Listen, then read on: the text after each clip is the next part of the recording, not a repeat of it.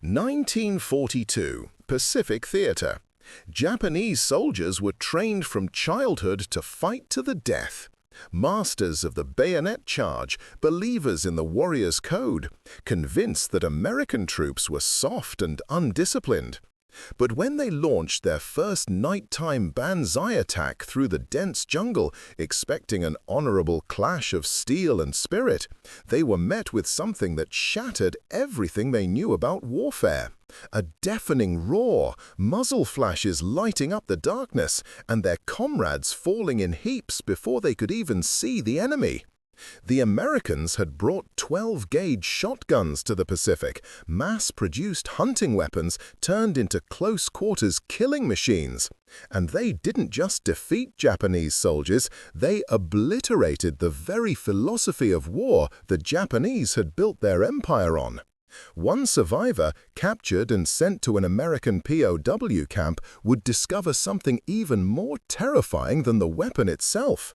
So what did this Japanese soldier see in America that made him realize his nation never stood a chance? And how did a simple shotgun shell change his life forever? Before we jump back in, tell us where you're tuning in from, and if this story touches you, make sure you're subscribed because tomorrow I've saved something extra special for you. The jungle was never quiet. Even in the moments before an attack, the air buzzed with insects. The heavy smell of rotting leaves mixed with sweat and fear. It was October 1942, and Private Takeshi Yamamoto crouched in the darkness on Guadalcanal, gripping his Arisaka rifle so hard his knuckles hurt. He was 19 years old. He had been a soldier for 2 years. He believed with every fiber of his body that he was going to win this war. Japan was supposed to be unstoppable. That's what every teacher had told him since he was 6 years old. That's what the officers repeated every morning during drills. The emperor was divine. Japanese soldiers had the spirit of the samurai. Americans were weak and loved money more than honor. They would break easily in a real fight.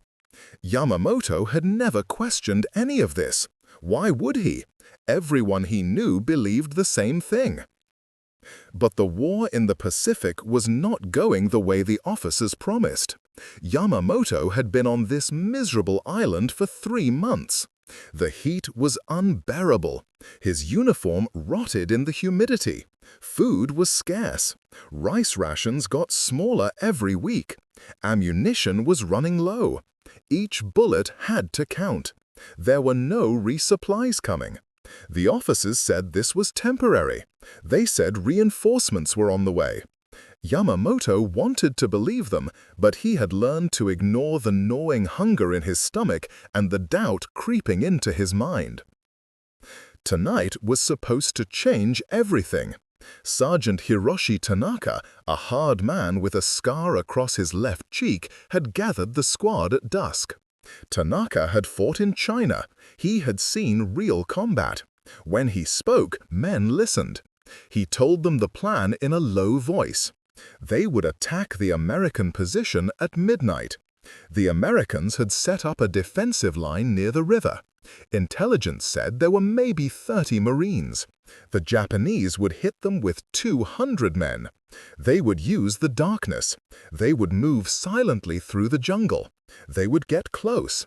Then they would charge with bayonets fixed and grenades ready. It would be brutal and fast. The Americans would panic. They always did when you got close enough to see their eyes. Yamamoto checked his bayonet for the 10th time. The blade was 17 inches long.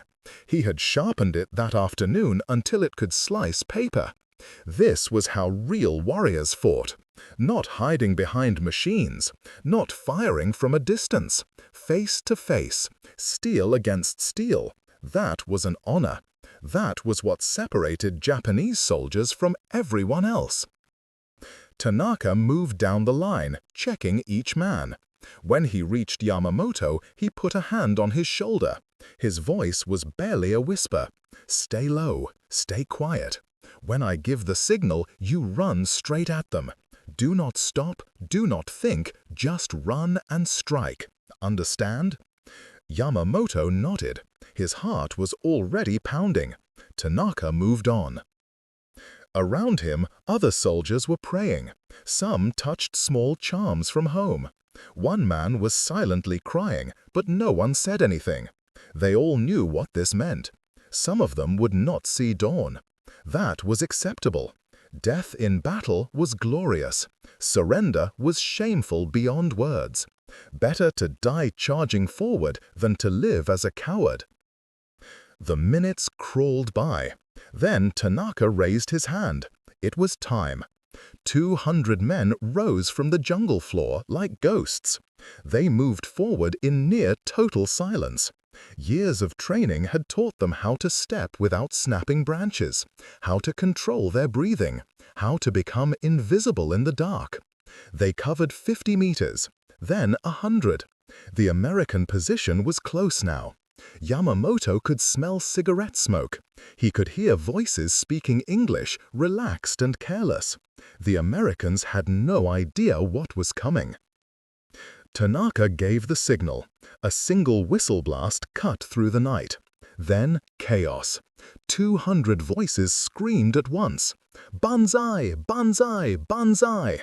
The sound was meant to freeze the enemy with terror. Yamamoto ran. His legs were pumped. His rifle felt light. This was it. This was the moment. 20 meters to the American line.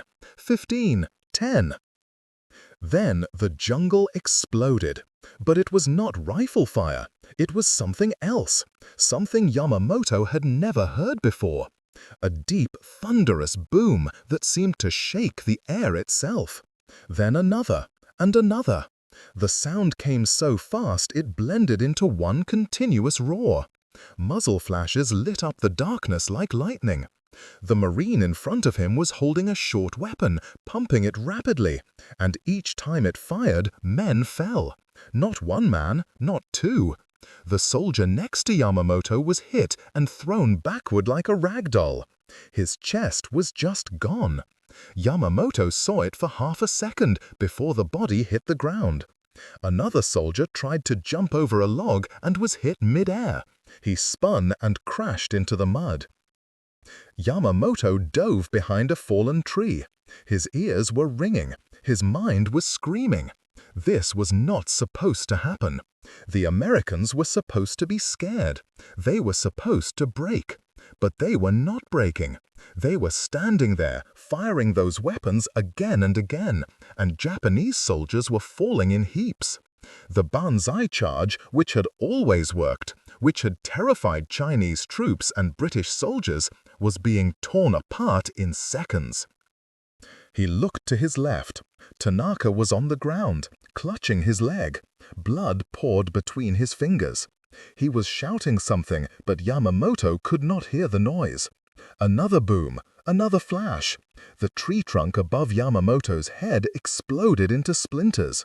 He pressed himself flat into the mud. Around him, the screaming changed.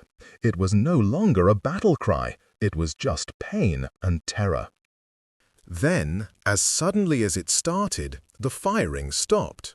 The jungle fell silent except for the moaning of the wounded. Yamamoto lay there, gasping for air, his whole body shaking. He had survived. He did not know how. He slowly raised his head. The American line was still there, untouched, unbroken. He could see them reloading, calm and methodical. They were talking to each other like they had just finished target practice. Tanaka crawled over to him. His face was pale, his voice was hoarse. What kind of weapon was that? Yamamoto could not answer. He had no words. All he knew was that everything he had been taught, everything he believed about war and honor and spirit, had just been shattered by a sound he would never forget. 3 weeks after the failed attack, Yamamoto was captured. His unit had been surrounded near the Matanikar River. They had no food left, no ammunition. Most of the men were dead or dying. Tanaka had been killed 2 days earlier by shrapnel. When the Marines found Yamamoto hiding in a cave, too weak to stand, he expected to be shot immediately. Instead, they gave him water. Then they bandaged the infected wound on his arm. He could not understand it. Warriors did not show mercy to the enemy. But these Americans acted like he was just another job to finish. They put him on a transport ship. The journey took 11 days. Yamamoto spent most of it below deck with 30 other prisoners. They were all silent, ashamed. They had been taught their entire lives that capture was worse than death. Now they had to live with that shame every waking moment. Some men refused to eat. One man tried to hang himself with his belt, but the guards cut him down and put him on watch. When the ship docked in Hawaii, Yamamoto saw something that made no sense.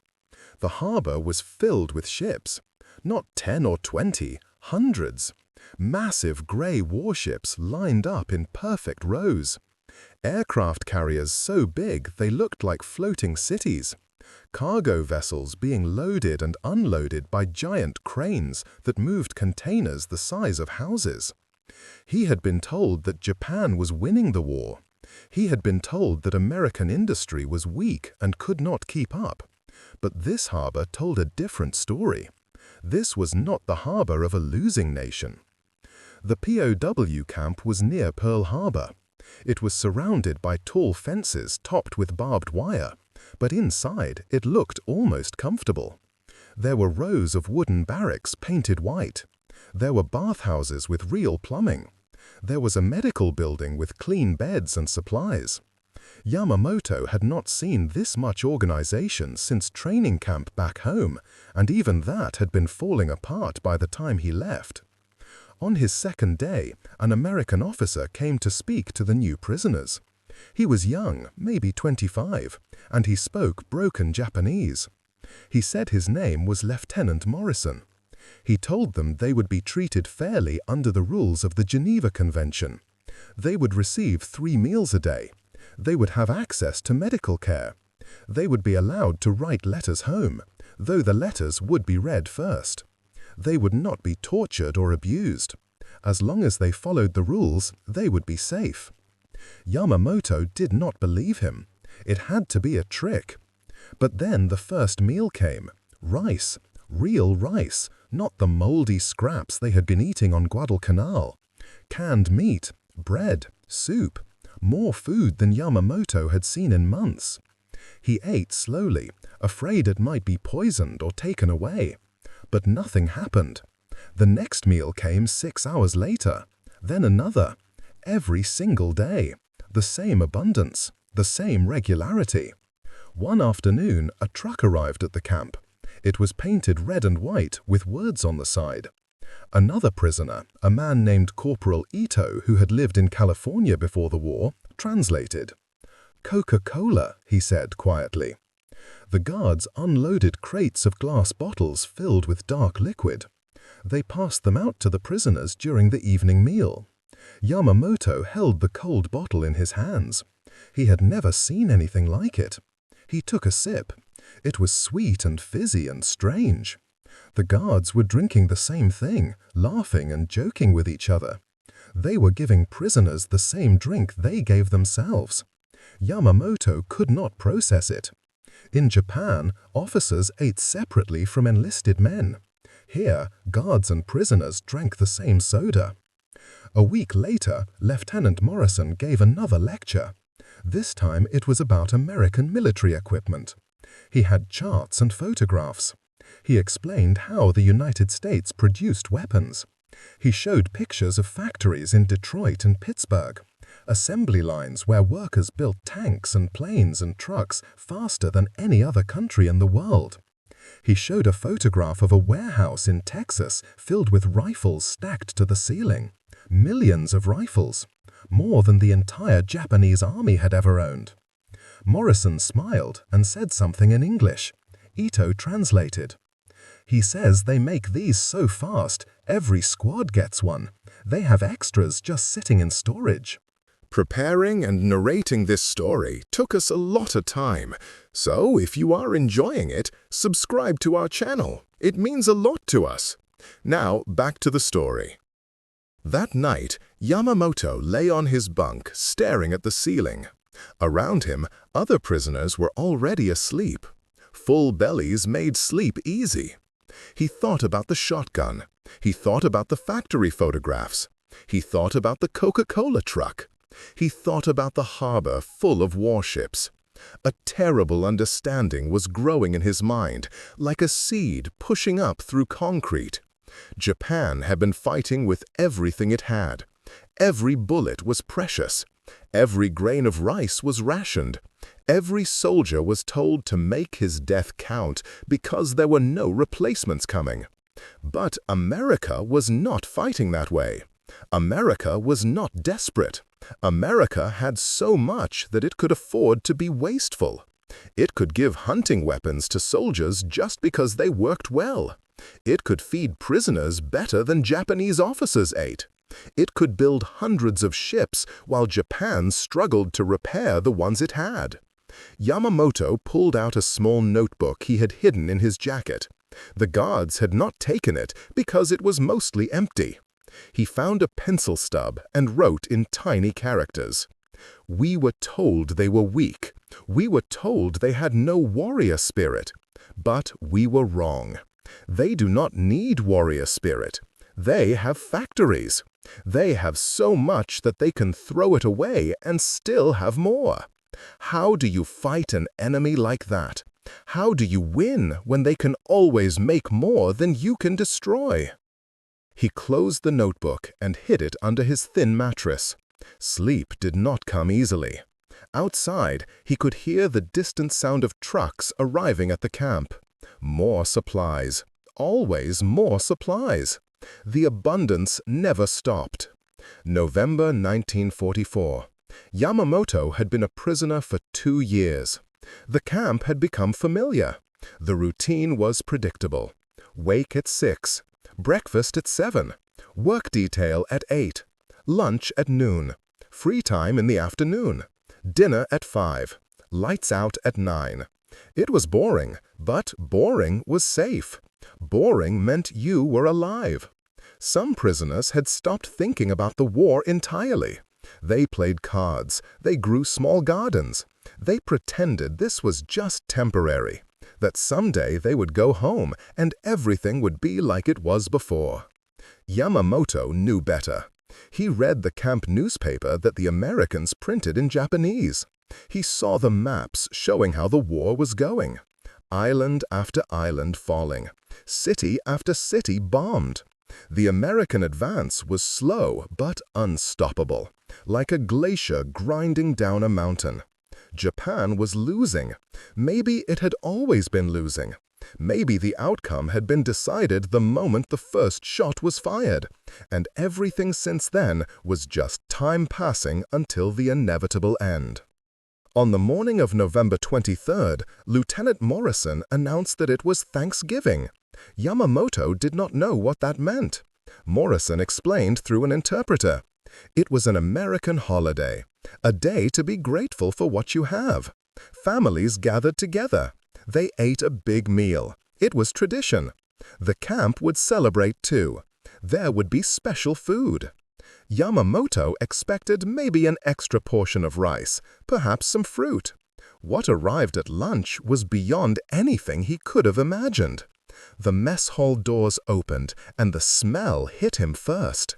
Roasted meat, fresh bread, something sweet and warm. The guards wheeled in carts loaded with food.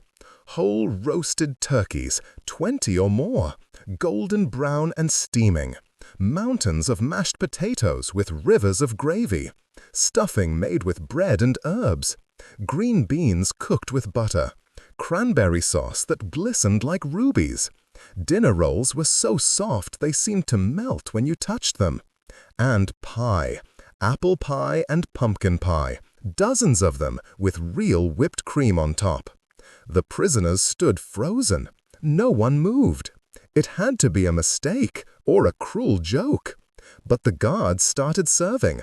piling food onto metal trays, handing them out one by one. Yamamoto took his tray with both hands. It was heavy. The turkey alone was bigger than any meal he had eaten in the last 5 years. He sat down at a long table. Around him, grown men were crying quietly as they ate. Yamamoto cut a piece of turkey. The meat was tender and juicy. He had forgotten food could taste like this. He tried the mashed potatoes. They were creamy and rich. The stuffing had flavors he could not name. He ate slowly, trying to make it last, but his body betrayed him. He had been hungry for so long that his stomach demanded more. He finished everything on his tray. A guard asked if he wanted seconds. He nodded, ashamed but unable to stop himself. The guard smiled and loaded his tray again. After the meal, Yamamoto sat outside in the November sun. His stomach was full for the first time in years. Really full. Not just the absence of hunger, but actual satisfaction. He felt sick and happy at the same time. Next to him sat Lieutenant Saito, an older prisoner who had been a school teacher before the war. Saito had always been quiet, but now he spoke. "Do you understand now, Yamamoto?" His voice was soft but firm. "Do you see what we were fighting?" Yamamoto did not answer. He knew what Saito meant, but he did not want to say it out loud. Saito continued anyway. "We were not fighting soldiers. We were fighting a machine so big and so powerful that it does not even notice when it crushes you. This meal we just ate, this is what they feed prisoners. Imagine what their soldiers eat. Imagine what their civilians eat. We were starving our own people to make bullets, and they were making so much food they could afford to give it away to enemies." Yamamoto finally spoke. "It is not fair." Saito laughed, but it was not a happy sound. Fair? War is not fair. War is about capacity. It is about who can build more, produce more, sustain more. We had spirit, we had discipline, we had honor. They had steel mills and oil fields and farms that stretched for hundreds of miles. Spirit does not stop a bullet. Honor does not build a ship. Saito stood up and walked away, leaving Yamamoto alone with his thoughts. That night, Yamamoto could not sleep. He lay in his bunk and stared at the wooden beams above his head. He thought about the shotgun that had torn his unit apart. He thought about the simple, brutal logic of it. Why train men for years in bayonet fighting when you could hand them a weapon that required almost no skill? Why conserve ammunition when you could make endless supplies? Why fight with elegance when overwhelming force would do? The shotgun was not a weapon of desperation. It was a weapon of abundance. It said, "We have so much that we can afford to use this." He pulled out his hidden notebook and wrote by the dim light coming through the window. "I used to think the Americans were weak because they relied on machines instead of spirit. I thought this made them lesser. I thought that when pushed, they would break because they had no soul in their fighting. I was wrong.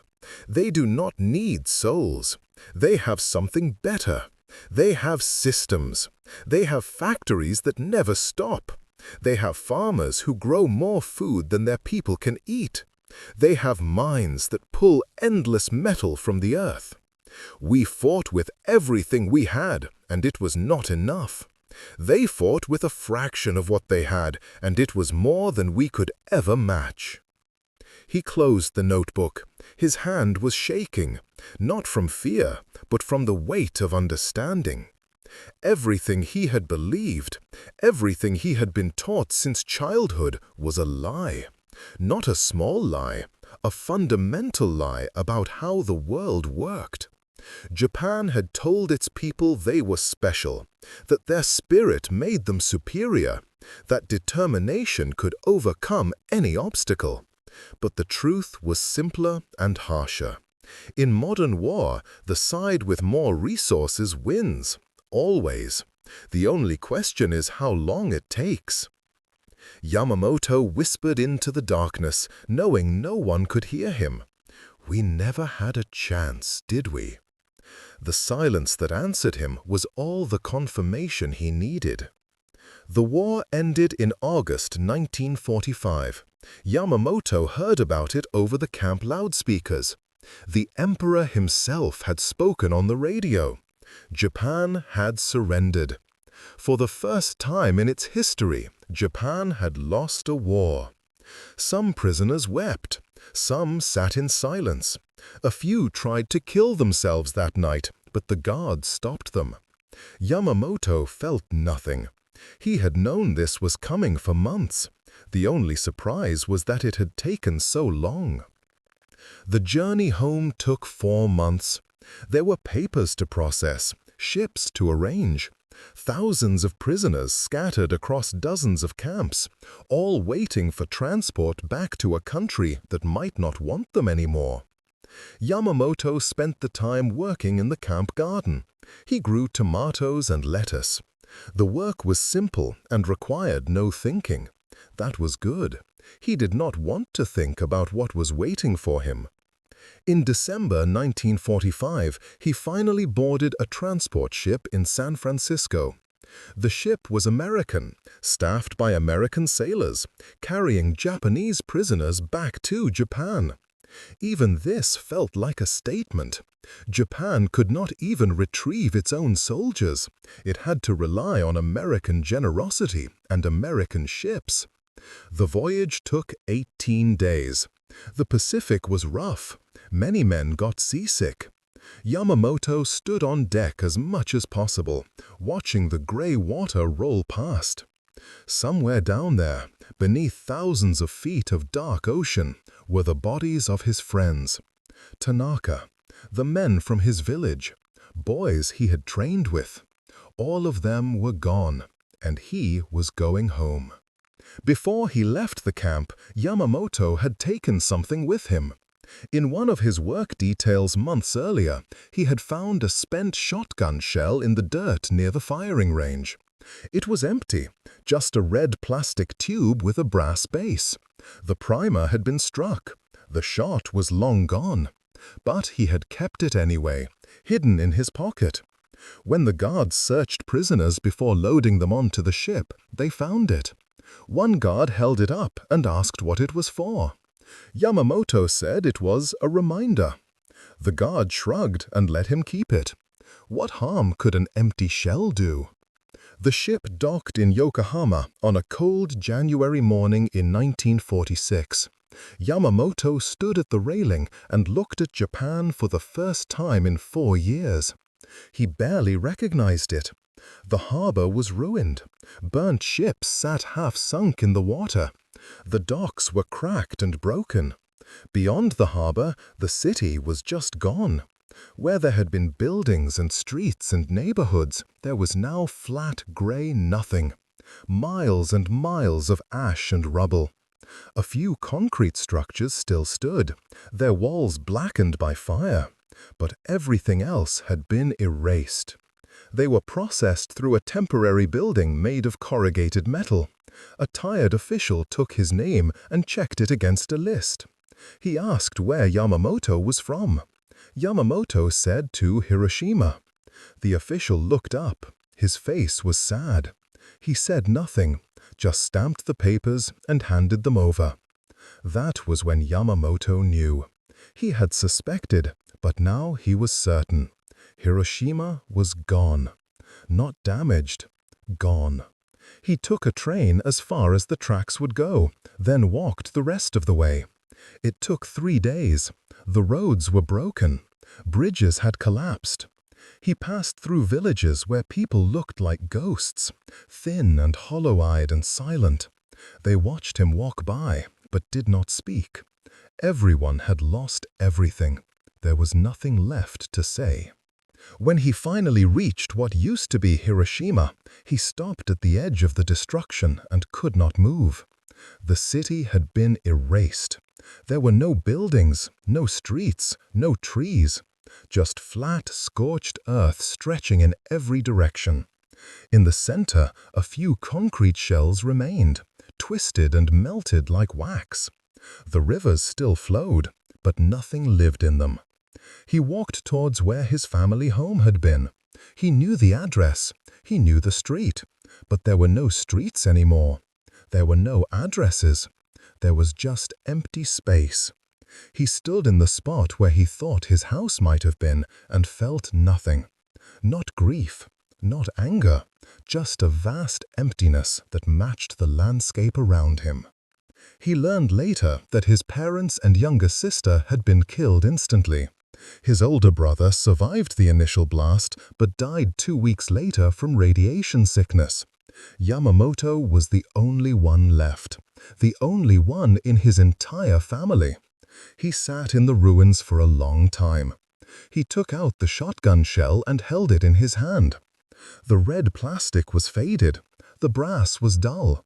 It was such a small thing, such a simple object, but it represented everything. The shell had been fired once and discarded, used and thrown away, because there were millions more where it came from. That was American power. Not the ability to make one great weapon, the ability to make endless ordinary weapons and use them without thinking twice. Yamamoto found work in Osaka 2 months later.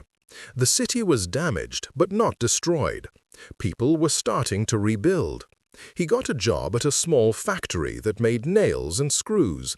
Basic things, simple things, things the country needed to put itself back together. He worked 12 hours a day. He saved his money. He did not drink, he did not gamble. He just worked.